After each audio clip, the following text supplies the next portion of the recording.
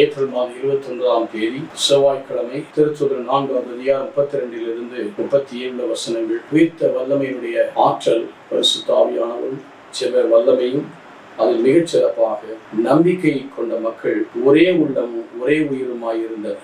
தன் உடைமைகளை பொதுவாக எல்லோருடன் பகிர்ந்து வாழ்ந்தார். எல்லாவற்றையும் பொதுவாய் கருதினார். மிகுந்த வல்லமை உயிர்த்த கிறிஸ்து மிகுந்த வல்லமையோடு போதிக்க அது ஏதுவாக அவர்கள் தேவை உணர்வுகள் அனைத்துடைய தேவைகளை சந்தித்தார். தங்கள் இருப்பதெல்லாம் விற்று அப்போஸ்தலருடைய பாதங்களில் கொண்டு வந்து வைத்தார்கள். அப்படி வந்தவர் தான் பர்னபா, ஊக்குவிக்கிறவர் என்ற பொருள். தங்களிடம் இருப்பதையெல்லாம் ஆண்டவரை பார்த்து கொண்டு வந்து வைத்து மற்றவருடைய தேவைகளை உயிர்த்த கிறிஸ்துவின் வல்லமை, ஜெபம், பரிசுத்த ஆவி மற்றவருடைய தேவைகளை சந்திப்பது, அவருடைய தேவைகளை அனைத்திலும் வாழ்வு பெற அவர்களோடு தங்களை அர்ப்பணிக்கிற அந்த மனநிலை இன்றைக்கு நாமும் கூட பிறரை மன்னிக்க, பிறரை ஏற்றுக்கொள்ள, பிறர் அன்பு செய்ய, நம்மோடு இருப்பது பிறரோடு பகிர்ந்து கொள்ளக்கூடிய பிறர்ந்து செயல்களிலே பிறர் உதவி அறச்செயல்களில் நாம் பங்கேற்க எங்களை கல்வியாய் பயன்படுத்தும் நல்ல